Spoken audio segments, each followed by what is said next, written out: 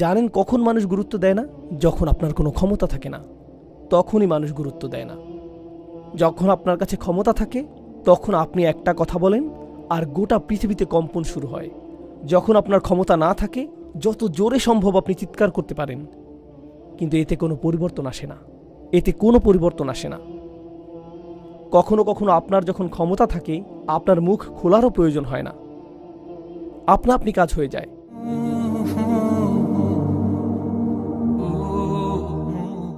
মুসলিমরা একটা সংকটের মধ্যে রয়েছে, আর এই গত 1 বছরে এটা বেশ স্পষ্টভাবেই প্রমাণিত হয়েছে যে যদিও আমাদের সংখ্যা পৃথিবীর মোট জনসংখ্যার 20%-এরও বেশি, গণহত্যা বন্ধের জন্য আমাদের সকলের সম্মিলিত কান্না এবং চিৎকার বাস্তবিক অর্থে কিছুই করেনি। বাস্তবিক অর্থে এটা কিছুই করেনি। আর আমরা সকলেই জানি যে যা ঘটছে তার জন্য অমুসলিমরা যখন উদ্বিগ্ন হয়ে পড়েছে তখনই এটা গুরুত্বপূর্ণ বিষয়ে পরিণত হয়েছে। পৃথিবী এটাকে অধিক গুরুত্বপূর্ণ হিসেবে গ্রহণ করা শুরু করেছে এজন্য না যে মুসলিমরা বলেছে নিরাপরাধ বেসামরিক মানুষদের হত্যা করা অনুচিত, হাসপাতালগুলোতে বোমা নিক্ষেপ করা অনুচিত, স্কুলে বোমা নিক্ষেপ করা অনুচিত, নিরাপরাধ মানুষকে কারাগারে রাখা অনুচিত।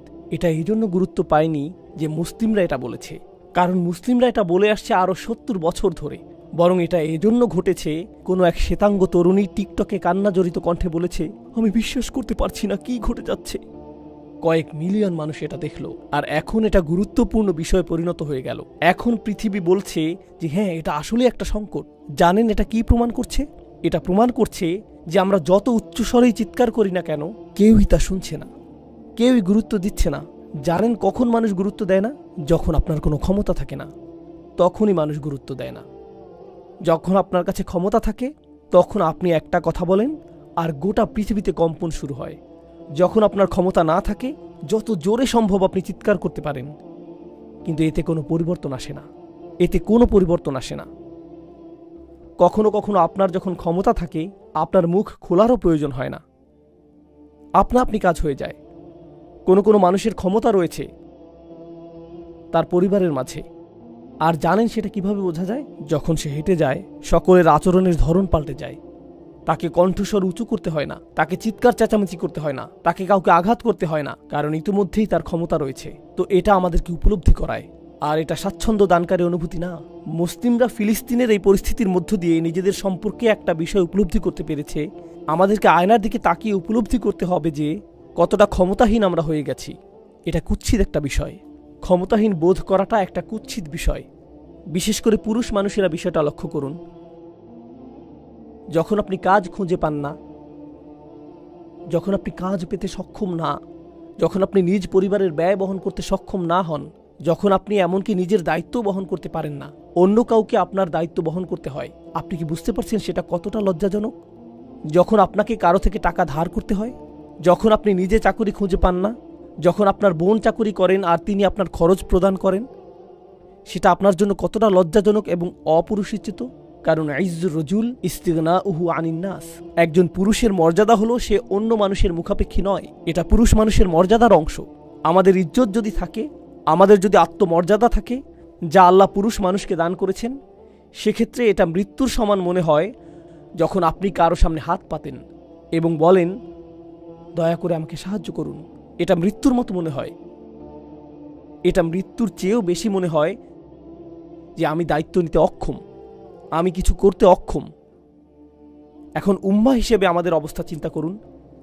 যদিও ব্যক্তিগতভাবে আল্লাহ আমাদেরকে হালাল জীবিকা প্রদান করুন এবং সর্বদা আমাদের পরিবারের দায়িত্ব বহন করার এবং মর্যাদাপূর্ণ জীবনযাপন করার সক্ষমতা প্রদান করুন এবং আমাদের সকলকে রক্ষা করুন এমন অবস্থায় পতিত হওয়া থেকে যখন আমাদেরকে অন্য কারো কাছে ভিক্ষা চাইতে হবে, আমরা আল্লাহর কাছে তা থেকে সুরক্ষা প্রার্থনা করি।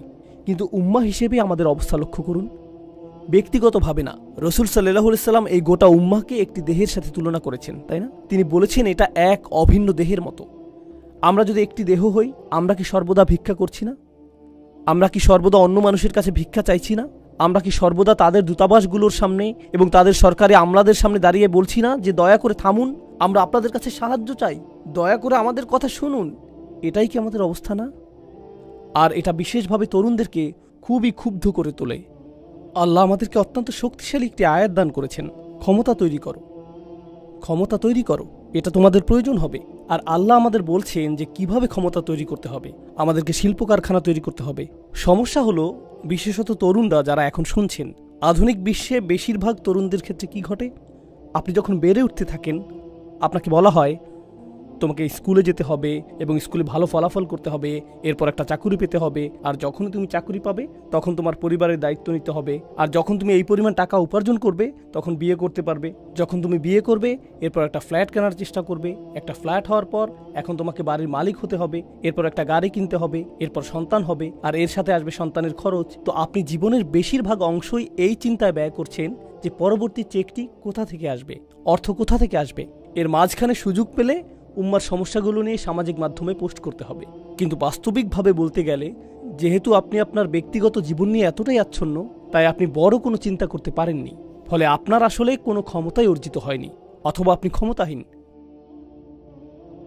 এখন অন্য ক্ষেত্রগুলোতে কি ঘটে, এটা এমন এক বাস্তবতা, আমি চাই আপনারা এটা উপলব্ধি করুন। আল্লাহ পৃথিবী পরিচালনার জন্য একটা নিয়ম তৈরি করে দিয়েছেন, আর সেই নিয়ম সর্বদাই বিদ্যমান থাকবে।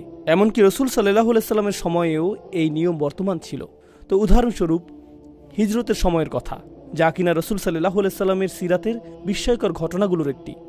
হিজরতের সময় আল্লাহ আবু বকর রাদিয়াল্লাহু তাআলা আনহুর সহায়তার ব্যবস্থা করেছিলেন, আর আবু বকর রাদিয়াল্লাহু তাআলা আনহু হিজরতকে সফল করতে সক্ষম হয়েছিলেন কারণ তিনি উট ক্রয়ের জন্য অর্থ ব্যয় করেছিলেন, তিনি পথ প্রদর্শকের জন্য অর্থ ব্যয় করেছিলেন, তিনি ভ্রমণের জন্য ব্যয় করেছিলেন, তিনি ছিলেন সফল ব্যবসায়ী, আর হিজরতের সেই যাত্রাটিকে সহায়তা করার জন্য তিনি সেই সম্পদকে ব্যবহার করতে সক্ষম হয়েছিলেন।